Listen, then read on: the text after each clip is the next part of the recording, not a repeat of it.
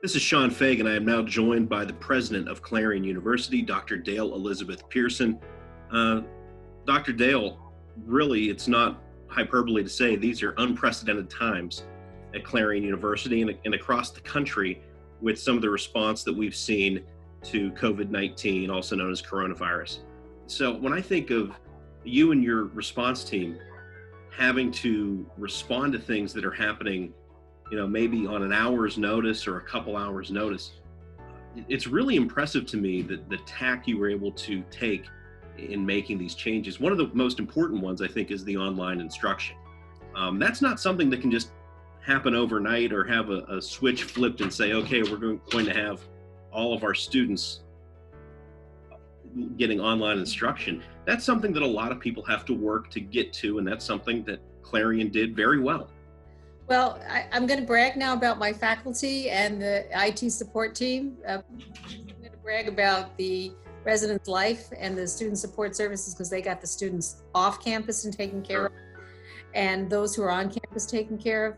And then we all that while we were moving them off campus, Pam Gent and the academic affairs, the deans and all the faculty, they were moving from 2/3 of our students take traditional face-to-face classes. 1/3 is already online in that virtual world, but another 2/3 were not. Our faculty pivoted, moved, advised the students, and within 4 days, we were doing remote instruction for the other 2/3 of the campus. Now, that's unprecedented in the nation, but it's also unprecedented in the state, in the Pehrsson system. Most universities took 2 to 3 weeks to make that pivot. We were able to do it in 4 days. And I'll tell you some of the reasons why. One of it was luck, the timing of our spring break. We were a week ahead, so our students were back and we were already in contact with our students, so they were already there with us. They had their break, they were rested, they were refueled, they were ready. So was our faculty. But then 2/3 of our faculty are already trained in virtual education. So they already, even if they don't teach online, they are using all kinds of digital formats to communicate with students virtually.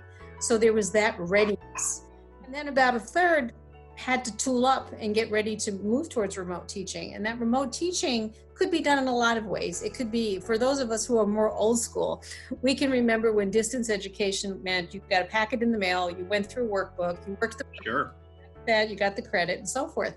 Well, we could digitally drop that stuff in. So that's kind of low technology, use technology, so to speak, but it is kind of old school. Then we have everything from the teaching on class, online, the podcasts, all the creative stuff that's done in the whole virtual world. And so that whole continuum. And so most of our faculty were in the middle of that continuum in terms of being able to move up or down. And then we had to tool the other people up. What was amazing was our IT staff and our faculty who were already in that virtual world in a comfort zone were able to mentor and bring the other faculty along. So that also meant that our student coaches, our success coaches, our advisors and so forth had to work and tool up the students. Now, what this has made pretty apparent is we are in a region of the world where a lot of our students come from low-income backgrounds. So their ability to access the internet, to have phone hours, to have even a laptop in some cases, be able to download stuff and get to Wi-Fi coverage because all of the stuff now in the state is closed. We have students calling in from Sheets. They're saying, I'm here, I'm accessing Wi-Fi, I'm running out of hours, what do I do for that? And so immediately we launched the Student Resource Fund we changed our Day of Giving to Day of Giving to the Emergency Fund. And I don't know how many thousands, it was up to like 16 or 17,000 so far in just a little over a week. Wow. And so people are giving to that, and they're buying our students laptops in some cases because they can't go to the library and use the computer anymore. And so you can get a great laptop at Walmart that fits all of our programs and stuff that we can load free to the students, and the students can continue their education. So people are giving computers to students by donating to this fund, and it's really, really helping. So everybody has pulled together on this, and it's not, it's not one person. It's not just the faculty. It's everybody because also our coaches are connecting with our students. It's not just they're recruiting new students for next year, but they're making sure, are you keeping up with your studies? How are you doing with your GPA? Are you doing your workout routine so that you're staying athletically able to continue on with your programs? You know, how's things going?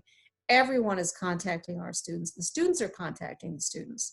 So that's the one thing about Clarion being small but mighty. You know, we have a mighty reach, and we have a strong community in the sense of who we are. And that's one thing that helps us keep our wings up. So that's really good.